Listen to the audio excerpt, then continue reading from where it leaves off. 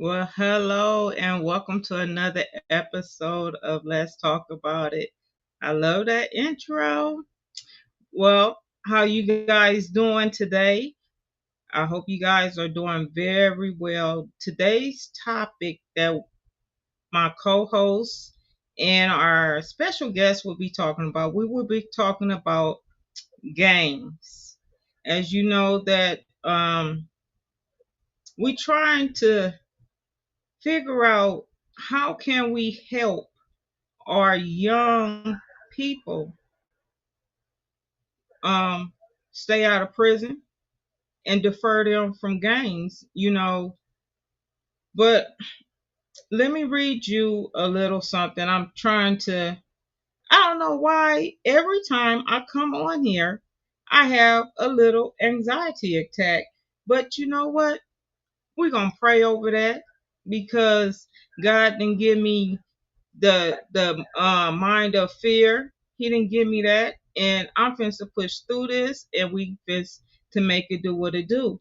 So I googled um gangs in America in the United States, and this is what the statistics said today, and it's coming from the FBI. The FBI estimate that there are over 33,000 violent gang members, motorcycle gangs, and prison gangs in the United States. The Department of Justice estimate that there are at least 21,500 gangs and more than 731,000 active gang members in the United States. Hmm. Before we go any further, I'm going to bring up my co-host Cornel. Cornel, how are you doing on this evening? It's Casey now. Oh, KC, he done passed the mic already over. Well, KC, how are you Yeah, doing he passed today? tonight. I'm doing good, Mr. Shanette. How you doing? I One thing am. I want to tell you is self-control is one of the things that the Bible talks about, and it deals with how to deal with the anxiety. So it also is a fear, but we know that we are not equipped to have fear because we have Jesus in our life, who gives us the authority to put fear in the back of us. So I'm praying that God continue to give you the strength to overcome. Thank you so much. I don't know, Well, it's just like every time I come on here, I just get this feeling in my stomach, and I just basically with me, I just basically want my voice to be heard because this is a subject talking being a voice for the voiceless, for the men and the women that's currently in prison on wrongful conviction is a very tough subject, and I really want to make sure that my voice is heard because I'm very compassionate about this. I just truly believe that should no person be in prison wrongfully for something that they didn't do. And you guys is giving the states back the law, and the states is throwing it back like, oh no, like they don't want to hear it. So, I'm very compassionate about that. And I just want my voice to be heard. I just want people to begin to stand up and to be a voice and say, no more. No more will we allow the system to incarcerate men and women on wrongful conviction, or making them plead to something that they didn't do to give them a lesser sentence. So that's where I'm at with that. But that's not our subject today. We probably do touch on that. Um, yeah, you need to, because I got a lot to tell you about that subject. well, come on then. Let's talk about it then. Let's talk. What you want to talk about? Let's talk. Me I and my mean, co-host Cornell, we'll touch on game. Let's talk. Me and you, let's go ahead and talk. What you want to talk about? if you want to talk about the biggest gangs in America or the biggest subject matter gangs, let's talk about the DA department. Let's talk about the public defense attorneys. Let's talk about all of that because when you have individuals that you say are wrongly convicted, and when you have a system that only goes on to the percentage of winning and losing, because it's really not about the law, because they subvert the law, they subvert your constitutional rights, and they don't tell you, they don't give you the information on how to be able to defend yourself in the venues of the court system. They tell you that ignorance is 9/10 of the law. But if you Right. don't know anything about the law and you don't know anything about how to interpret the law, you're going to be gobbled up by the law. They're gonna treat you like chowder. They're gonna treat you like feather. They're gonna grind you up and make fish bait out of you or make dog food out of you. That's what the system does for you. And when you have individuals who fighting their conviction, like I've been fighting for 15 years on mine, on been giving me an attorney who wasn't even part of the attorney process to be selected to be my attorney.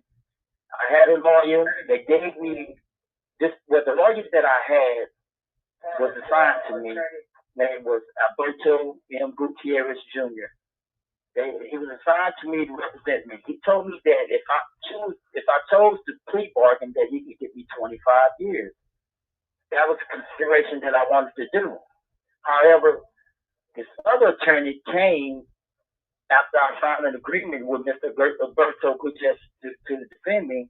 This other attorney came to see me, Charles J. Bunk, and this attorney told me that after I told him that I had a lawyer already representing me, he told me that I was not going to see that lawyer again. That he's $100,000 lawyer that I'm getting for free. That the other attorney couldn't do for me what he could do for me in the courtroom. That the two prosecutors prosecuting my case, that he taught them their job. That they were personal friends of his, and the judge was a personal friend of his as well. What happened? I've never seen my attorney again, Mr. Alberto Gutierrez. There was supposed to be a withdrawal and a substitution of motion done in order for this lawyer to be able to represent me. They Right. bypassed all the rules and regulations and policies that govern in the courts as far as the indigent defense, public defense attorney process on how they select and supposed to be represented as individuals. So they bypassed the law and they gave me this lawyer who, once he started representing me, he never followed any of the procedures. He never investigated my case. I had a case where I tried to do suicide by a cop after I shot my stepson and his friend, who were gang members. Okay. Let me jump in right quick. Because you said something that I wanted. You said you never seen your lawyer again. Never seen him again. Never heard from him. And still to this day, he's still attached to my case because he never signed a withdrawal to be replaced. He never did nothing to be replaced from my case. This other lawyer just took over my case, and that's a violation of the ethics of the attorney-client privilege. Once I told him I had an attorney, he was not supposed to talk to me. So where did the second attorney come from? Did it come from the courts, or was you paying for both No, attorneys? he was assigned to me by the court. The judge assigned him to represent me. But this is the crazy part, Miss Shanette. I went into the courtroom to be able to get to an attorney. I told him that I filed a motion that I put together that I needed an defense attorney. So when I was in the courtroom, because it called me out after hours, the court hours was like 5:30. Mm-hmm. So I went into the courtroom about 6:00 in the evening. Now, the court's supposed to be closed at 5:00, but I'm in there. They have the DA, this other attorney, and the judge. So this attorney, I didn't recognize him at first. So I'm listening to them talk. They talking about that they was going to start me off at 40 years. and this other lady was telling her that they can't do that, that my prior cases were too old, they were 24 years old, and they couldn't use them, and she said she still was going to use it. Then she called this lawyer. Hey, Charles, come here. Now, Charles Bunk is the lawyer that the judge gave me after they had gave me this other lawyer. But he was in there soliciting them advice on how to fight my case when she started telling them what she was going to do. He specifically told her that's exactly what I would do, but I would also do this, and then he would whisper something else to her, telling her what she should do on fighting my case. But I didn't recognize, you got to realize at this particular time that I should have been psychologically evaluated because I was still dealing with the traumatic event of having to shoot my stepson. So this whole thing, my mind was not there. I was under psychological evaluation from the county jail. They was giving me anxiety medicine in order to cope with the incident itself from what had happened. But I was never psychologically evaluated for another incident. But I recognized this lawyer from the blazer that he wore during my sentencing hearing. And then when I asked him, I said, hey, you gave him advice on how to fight my case. He said, I'm allowed to do that. I said, no, that's a conflict of interest. How can you give them advice on how to fight my case and then be representing me? And he talked about he could do it, but I was so dumbfounded, and I was not my full self. I didn't become my full self. And I just want to jump in because you and I know probably everybody want to know as well. The judge allowed them, even though he wasn't working on your case, the judge allowed him to give him advice about your case? At that time there, he was not affiliated, associated with my case, and he was giving the DA department advice on how they should proceed on prosecuting my case. Well, now, okay. So wait a minute. Now I'm confused. So the lawyer, you said what was his name? Charles Bunk. He was helping. I got all the paperwork. He was helping the DA. He was giving him advice, and your current lawyer. No, I didn't have a lawyer at the time. I didn't get a lawyer until probably about a week or two later. After I went into the courtroom to ask him for a lawyer, a week later I got a lawyer. That was like on the 13th of January 2010. The 21st, they gave me a lawyer. The 22nd of January, I got a lawyer. He came to visit me in the county jail. I signed a contract with him. His name is Alberto Gutierrez. This other lawyer came a couple of days later after I talked to his lawyer, and his lawyer told me he can give me 25 years if I plea bargain. I never seen that lawyer again. But when I had this lawyer, Charles Bunk, he used the state files, state evidence, and the state witnesses to fight my case. He never got me psychologically evaluated, which he should have done under the situation that had happened. He never investigated my case. He also allowed witnesses to be sworn in without giving me expert witness to defend me. What he told me was, when I asked him about getting an expert, because they swore in a SWAT officer to be an expert witness on ballistics. He's not a ballistic expert. He's a SWAT officer. That's what it's sharp and tight. But he was sworn in as an expert witness against me. The SWAT officer was shot by me. Okay. I didn't know he was in behind me. Yeah, this is one of the things that happened. And when they had the same officer who was a witness for the state against me, be sworn in against me, and I asked him about getting me an expert witness. He didn't want to. He said that did I have money? He said, you have money? Do you have $25,000 for an expert witness? I said, no. He said the state doesn't need it. And that's just one of the things he said. Okay, I want to jump in because you don't bring in the that you shot a SWAT officer and stuff. Do you feel comfortable and taking us to the beginning to how we got to court, or do you just want to stay with what's into the proceedings? You know, I'm gonna tell you. I'm gonna take it through it because I'm not. I'm not afraid to say anything about that because I accept responsibility for what happened with me and everything. That's the point of forgiveness. That's the point of healing, my healing that I had to go through. That I have to be accountable. I have to be responsible for what I've done. And it wasn't intentional.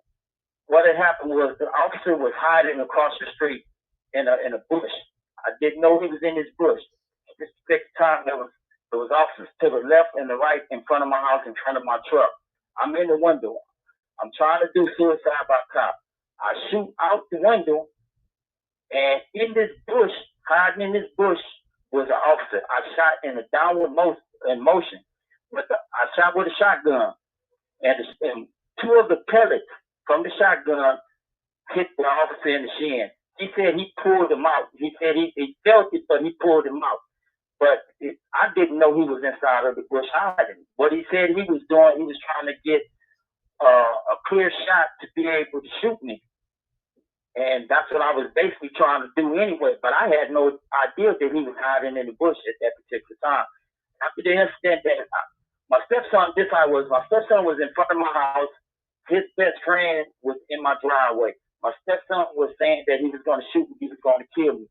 As he was pointing a gun at me, his friend ran up the driveway and tried to pull out his gun because he was pulling out in front of the driveway. In my mind, I knew that I had to protect myself.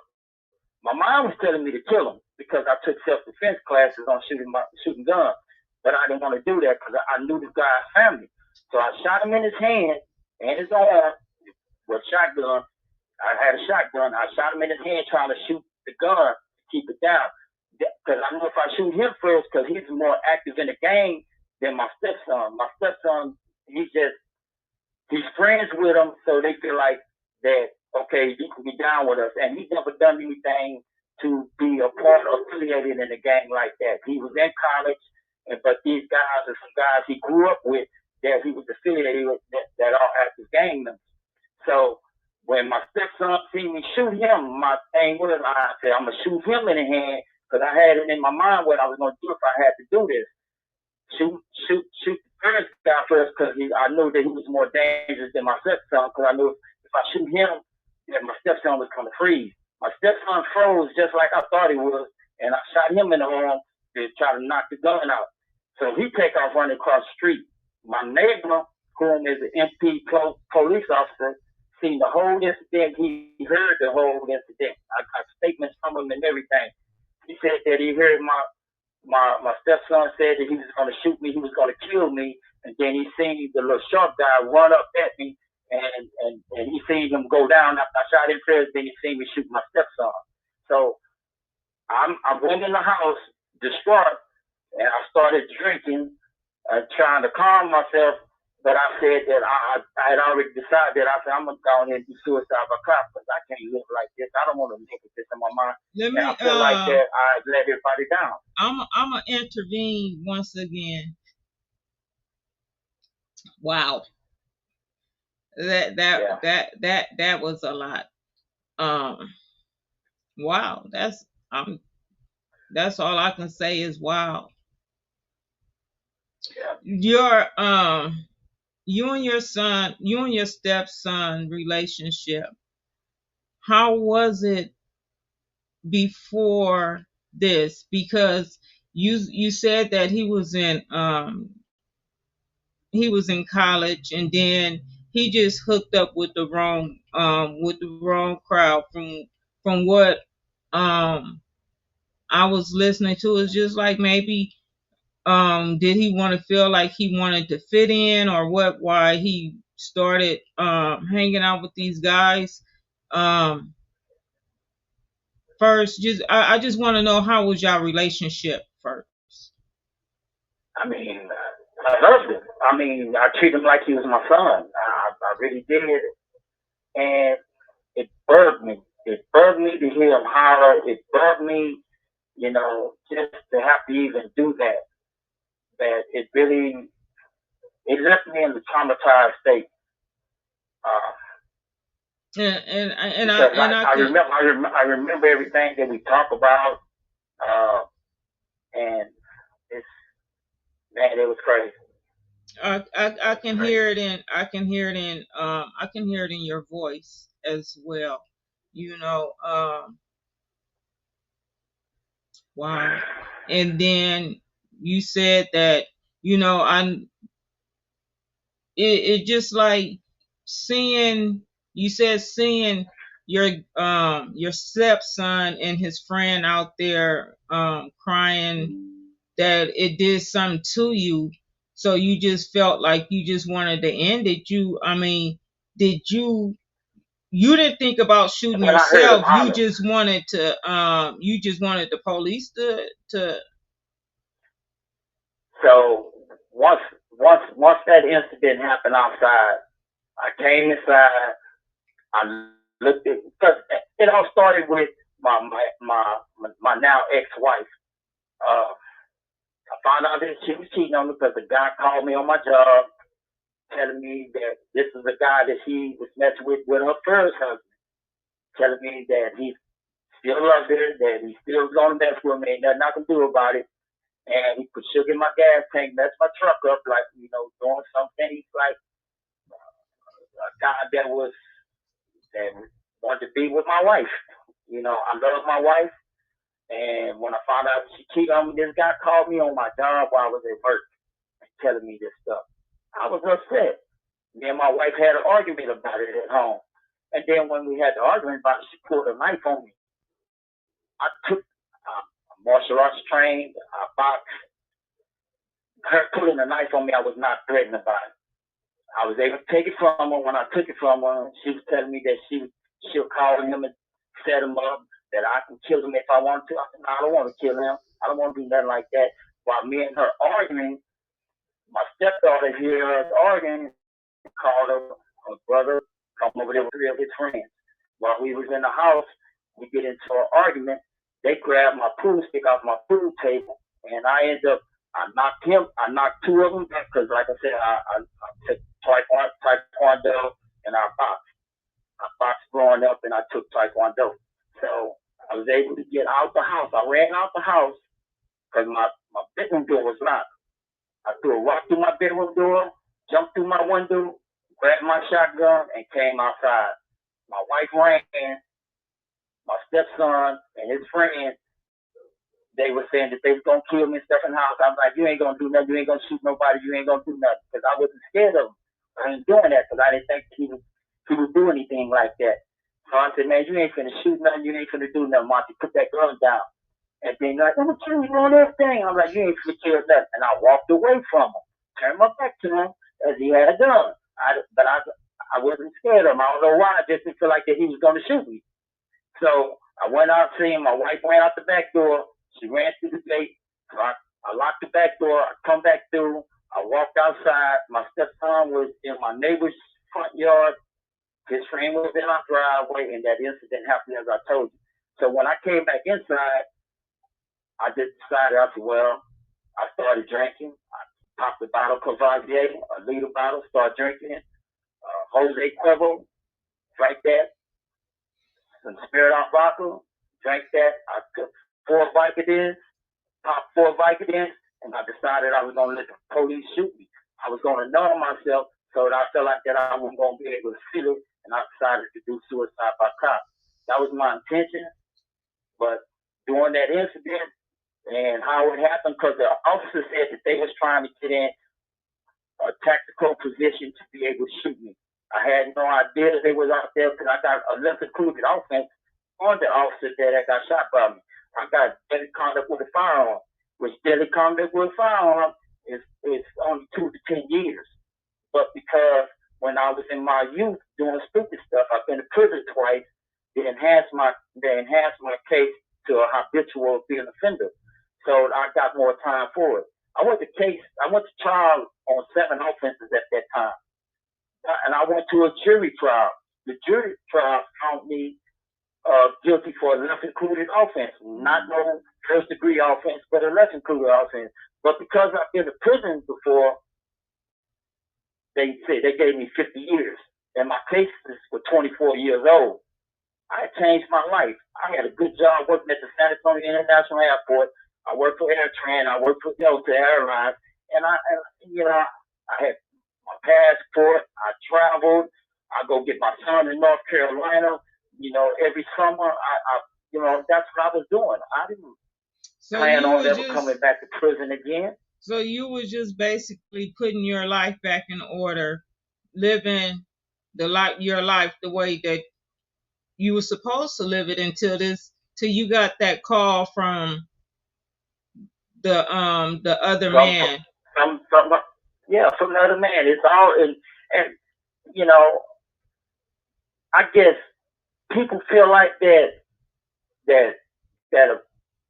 a man isn't supposed to have emotions or supposed to be able to separate his ties like that. I love my wife. That's all they was. I loved her. I wanted to try to make our marriage work, but I knew she was cheating on me. I mean, what man wouldn't know? I knew she was doing the things she was doing, but I tried to. You have 1 minute left. I tried to do things accordingly to what the Bible said, trying to save my marriage. I understand that. Well, I just heard that we have 1 minute. So you know what, Casey? Yeah. You're gonna have to come back and talk to me again because this conversation is not over. And I know when it is definitely not over because I know that the listening audience, some of them gonna have questions and they gonna ask me, to ask you questions. So you definitely gonna have to come back because we got a lot to talk about. Okay. I'll be waiting on Cornel to call me back. But thank you once again. I'm gonna reach out to you again probably later on this week. And that'll be fine. That'll be fine. And like I said, my life is open book. I'm a changed man. I'm a God man. And thank you for using. Thank you, Shanette. Goodbye. You're welcome.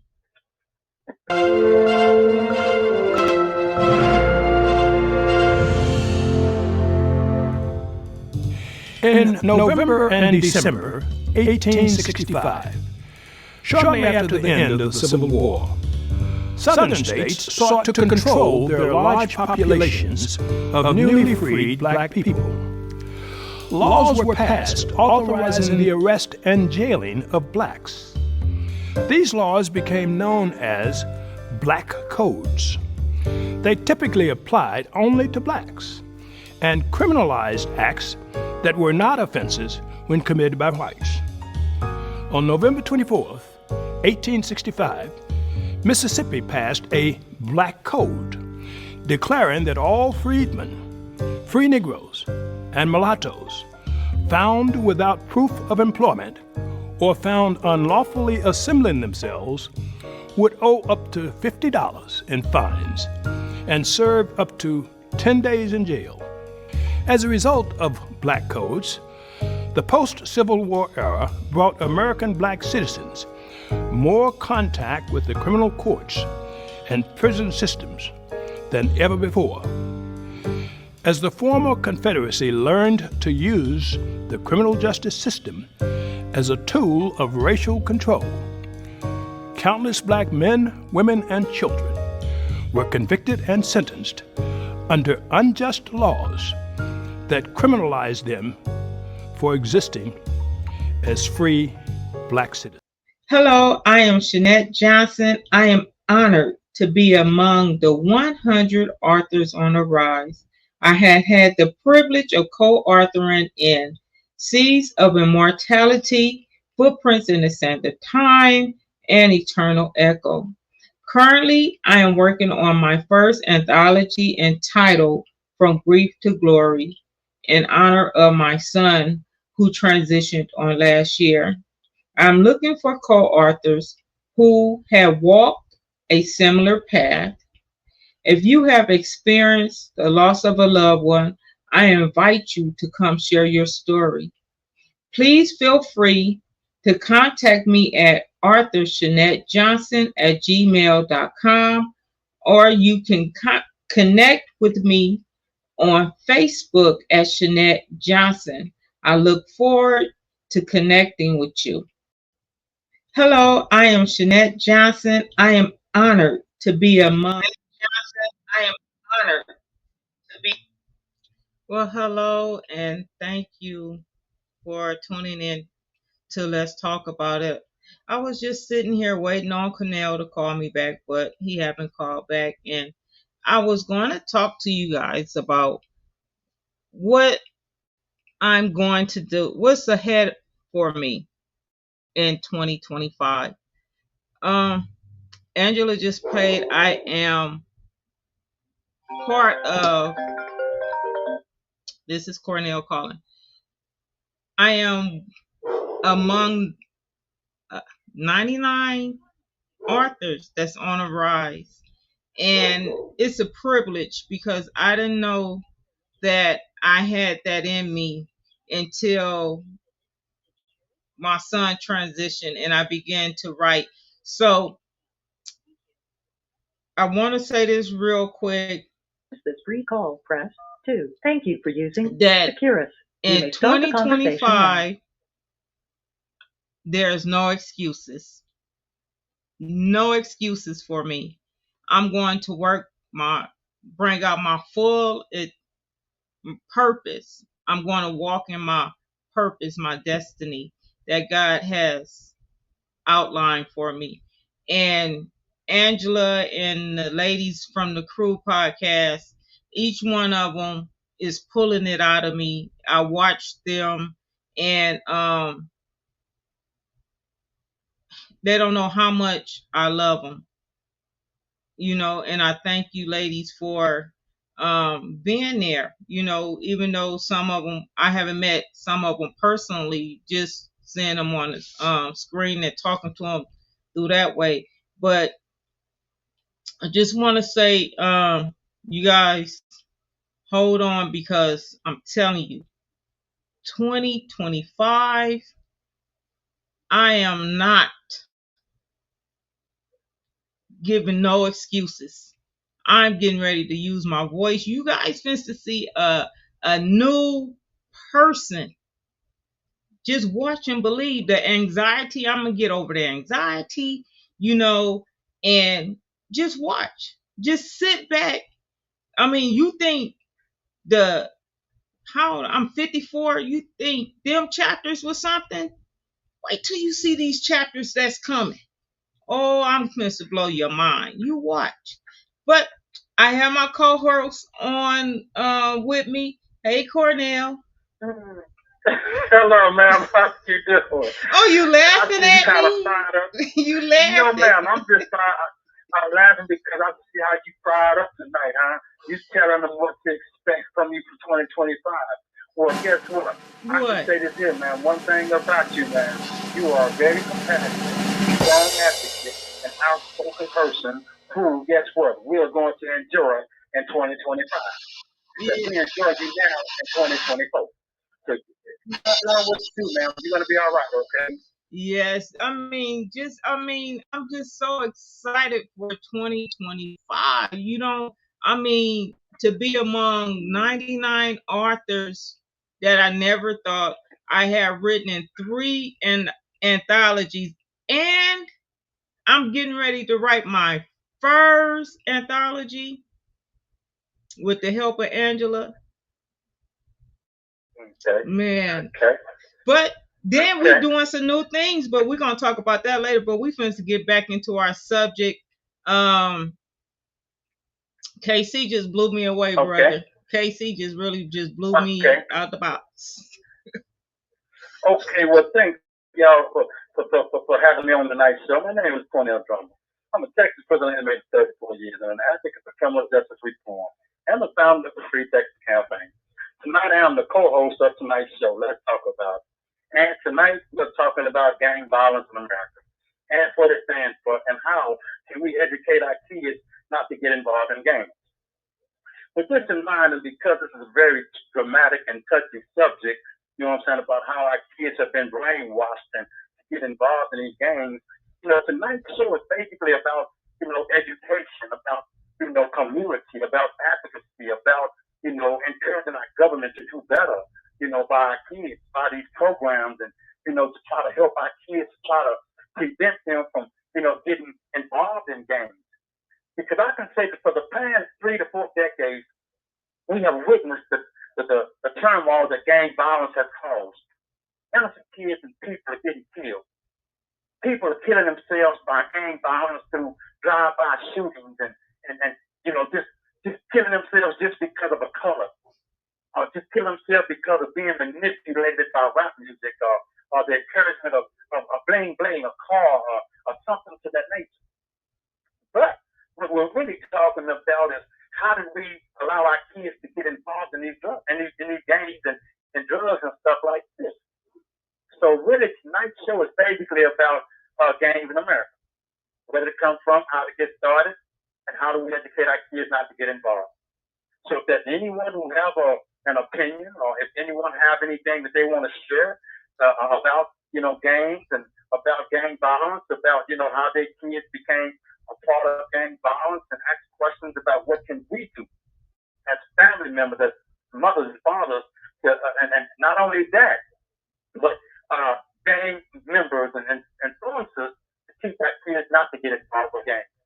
So tonight's show is basically about gangs in America. So, Mrs. Shanette, do you have anything that you would like to ask, man, or add to that? Well, I just believe that a lot of parents, well, I'm going to speak for myself. A lot of us do love our children, and we are there, and we give more than we should give to our children. And some of them just want a little more. You have single mothers that just doing the best that they can. You have a household that's doing the best that they can, but you also have a child that has their own mind. You can tell them that, hey, this is how this is going to run. But then once they go outside of your home, outside of the home, when you're not around, then they are a different person. So how can I put this? Like with Kyle, I'm gonna take my son, because with him, I kept my son sheltered for that reason, because I didn't want him to get affiliated into the gangs. I wanted more from him. So I kept him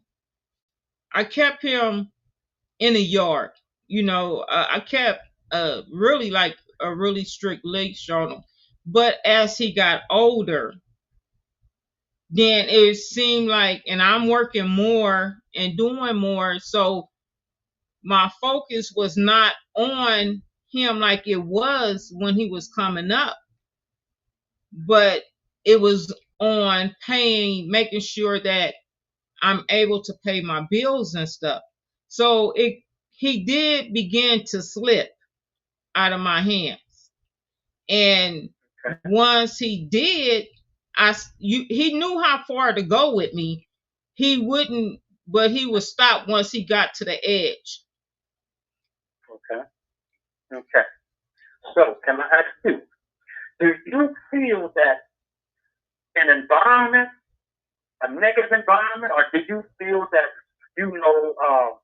guys who are out there in the neighborhood or in the projects or in the community, and the rap music and the drugs, the bling bling cars and stuff, do you think that the media played a role in kids today or kids then, getting involved with gangs? The media, no, not so much. I just think it's probably some of them like in the environment of what they see. That's what I think. The music, yeah, is different from when we was coming up, because you didn't have so much of the violence in it, that we hear now. You didn't have so much of the degrading of the women, especially to Yes, me. ma'am. It was to me is more like the black women. The Okay. degrading. You don't. Okay. When we was coming up, you didn't have a lot of the flashiness. They probably did, but from I didn't see it like they have it now. Okay. So mainly when we was coming up, we had programs that we was able to participate in. Right Yes, now, ma'am. these kids Okay. they don't have the program. They always saying there's lack of funding. Well, where's the funding at? If the lottery and all of this other stuff, where's the funding to save our children? Okay. Okay. So with that being said, are you indicating that your community can do better? When the government is saying that they don't have the funding to provide these types of services, would you say that your community, churches and community advocates and stuff, and fathers and mothers can do better by their kids by trying to, encourage them to participate in positive programs? Yeah, I believe so. I can only speak for myself. I know I would encourage my kids. I would tell them, hey, you can compete with the best. Don't never downplay what you can't do, even though I feel it's a different when it for me, but what I put into my kids, I gave them, I pushed them, you know, um Kyle, when he got into high school, he used to ditch, so I'm driving school buses, and I was like, I made sure I drove that bus by that school every day. And every time I seen Kyle, I know him. Every time I seen him, I would call the school. I would call the school and I would tell them, hey, you got a group of kids over here at the liquor store or something. Kai, I seen him on the bus stop one day, boy, and I pulled up and I opened the door. I said, where are you going? You need to get on back over there to school.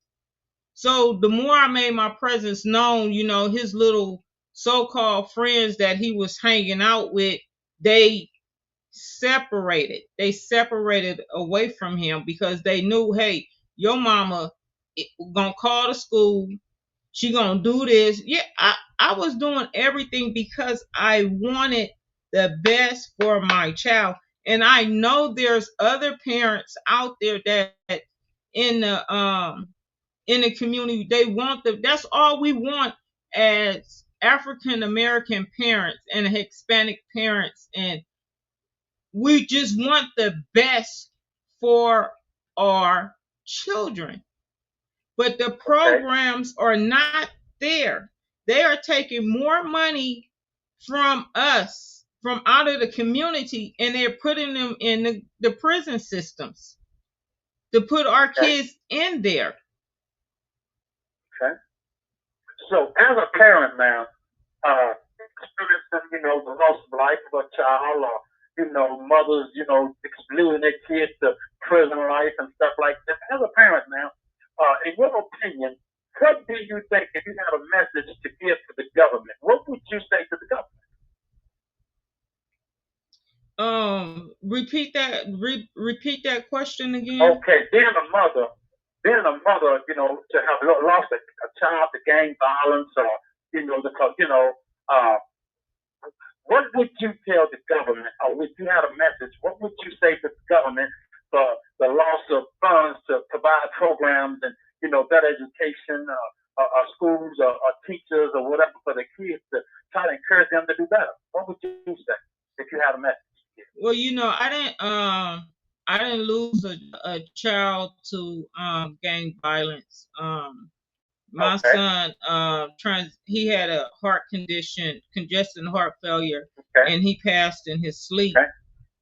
So I Yes, don't ma'am. know that pain of losing a child to gang violence. Okay. But I stand in solidarity with them women because and fathers, because I had aunties that lost sons, so I know it as a losing family members. I know it that way. Okay. But I would tell them that if they want to see a change in our community, give us back, start don't we work so hard. Number one. Number two, our black men have a target on their backs, whether it's from the black men, black on black crime, Hispanic, whites. No, it's like all nationality is, you got the daggers, they got the daggers in their back. We need more funding for education. We need to educate our children. We need to help. We need to be there for our children. We need. I mean, they said that a household, a mother and a father needs to be together. A strong mother. I don't see some strong women raise some good men, and I don't see some strong men raise some strong men. So it's all about I you know it's just I'm trying to find my words because I want to say it right, because I grew up in Compton, but I wasn't we wasn't allowed to run in the play in the streets. Or we was home to school, school to whatever practice that we was going to be doing, and to church. That was our program. That was our programming system. So I and we also participate in it. The LA sheriff had a program during the summer for summer employment. They need to bring back summer employments, because as we see it now, that the fast food pro jobs are going to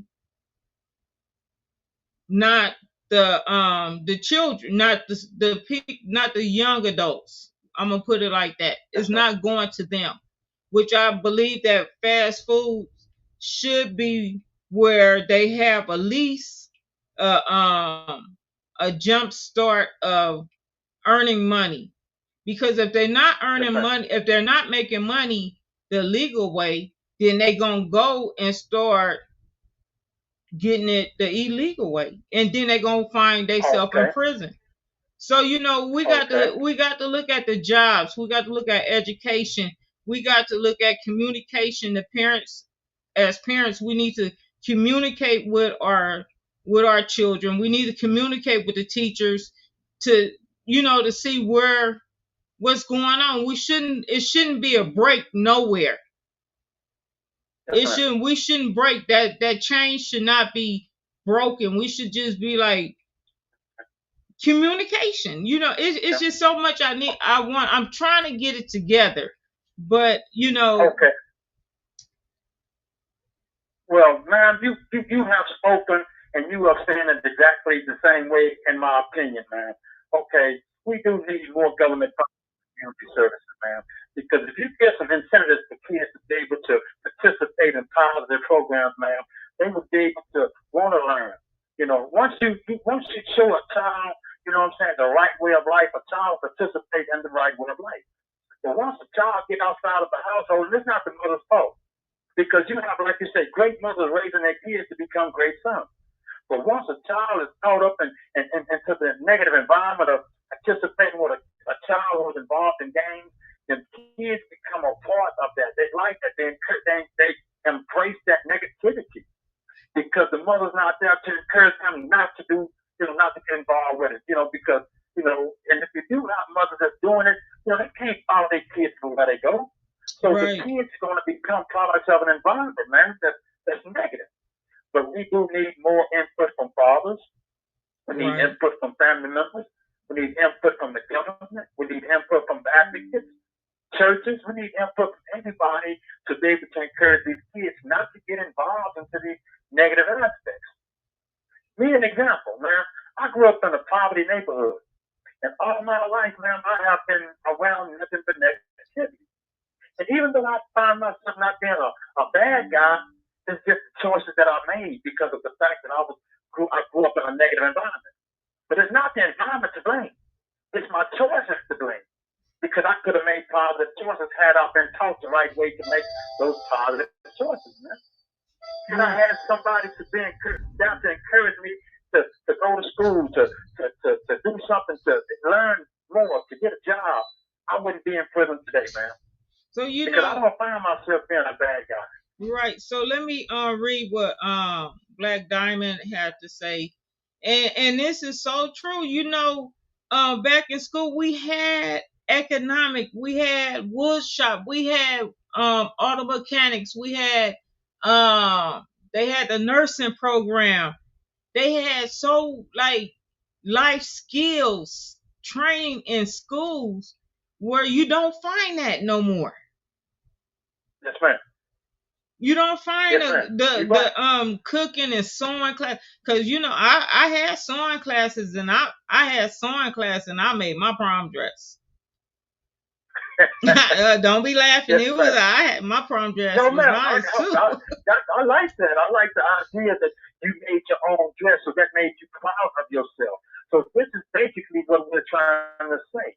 Through incentives, through programs and stuff like what you're speaking about, here it is. Kids will be more encouraged to be able to do right by themselves, to learn what their abilities are, their potentials, to help them find their way in life. Because if we don't work, we don't eat. If we don't eat, you know what, man? We're always out there trying to find some kind of way to survive. Exactly. With that being said, man, we'll make the wrong decisions and our kids will end up in a prison system. Yeah. Or dead. Yeah. And now our prison systems is a multi-trillion-dollar enterprise daily. So this is why a lot of the programs that you are speaking about have been taken out of our community. Why? Because now they have found a better way to make the money off of our kids and our neighborhoods and our society, you know what I'm saying, by only just locking them up and throwing away the key, man. Yeah. You're giving kids a life sentence, and they got to do 40 years. 40 years is a whole lifetime, man. So if this is the case, man, all I'm saying, Lam, is that you're right. We do need more government funding, more community input, man, more family input, man, and whatever else that we can get to, encourage our kids not to get caught up in games, man. But also, because we've lost a lot of life. Also, Cornel, I noticed nowadays when we was coming up, we knew not to act up because it was always a neighbor or something looking and they would tell on you. Nowadays, you will hear, you better not say nothing to my child. What did you say? They get so defensive when you say something. So you can't, we need to be able to listen when our child is wrong. Listen, if someone is correcting them, don't be so quick to, want to fight, because I see that when I drove school buses and stuff, you try to at least try to get a kid back on track, and then the parent is all up in your face, and then, now You looking like, yeah, so that's why the kid acting like that, because they see the mama acting like that. So you or the father acting like that, it's a learned behavior. So we shouldn't, as parents, we should be able to, if I see your child set Miss Rodriguez hair on fire, because that did happen when I was driving for Metro public transportation. I was driving the Vermont line, and some students on that bus set this elderly Hispanic lady hair on fire, and they laughed. Okay. And that little lady was so terrified. I was terrified too. But stuff like that, when you see stuff like that, you should be able to tell the child, hey, do you know that could have went all bad? She could have had some kind of hairspray in her hair and just went up like a little Roman candle. But they didn't see it like that, Okay. Okay, so this is the point to be made, man. Our kids are not taking this stuff seriously, man. They are not taking the idea of staying away seriously, man. They embracing the negativity of the gang violence, man. They embracing the negativity, man, of the rap music, the negativity of the culture, of wearing their pants below their butt. The negativity of these shoes and stuff like that. They are embracing that. Walking around with a gun in their pocket, man. Kids 15 years old. Our death penalty now, man, has risen now to a high percent of having kids on death row, man. Kids. Start from age 15 on up. Well, they say that the age that they enter gangs is at 12 years old. That's what the statistics is saying. Black Diamond just said, Black Diamond said the streets are giving our kids life skills, but not the kind of skills we want them to have. Okay, thank you, ma'am. And that's a good point to be made. So now what do we do as parents, man? Do we get more involved into our kids' life?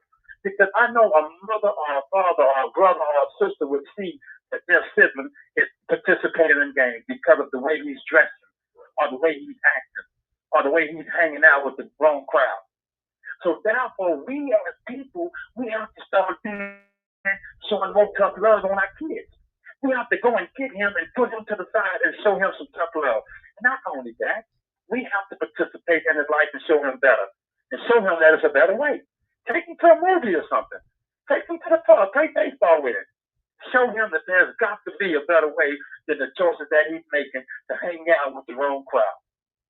But that's the point that we have. That's what we're trying to get across. And what you just talked about. Oh, we got 2 minutes. And 2 minutes. Okay, man. We better wrap this up. Man. What you just talked about, man. I did all of that with my children. But we got to remember our children have a mind of their own, and once their minds are set, their minds are set. So I'm gonna go ahead and I'm gonna let you go ahead and close us out, because we got 2 minutes and I don't want to keep talking. Okay. Well, for anyone who's listening to this podcast tonight, we encourage you. Let's talk about it. We encourage you to come out, to be able to join, and to be able to get involved into your kids' lives. Be able to teach them and show them that gang violence is a serious thing. Prison life is a serious thing. And that for them to be able to, get their education, go to school, participate in programs. We ask that y'all come out and petition our government, our state representatives and legislators, to be able to provide the funds we need to be able to give these kids better programs in order for them to be able to, stay away from these types of environments, this gang activity and guns and stuff like that. We had a serious shooting today of a school shooting right now. And we send our condolences to the families of the kids who lost their lives in today's shooting. But we encourage the people to come out, get involved, and demand that your government do better by your kids. Thank you very much for having me on the show tonight. And my name is Cornel. And on that note, we want to say have a blessed week a blessed week, and we'll see you guys for our bonus show next Monday. Good night.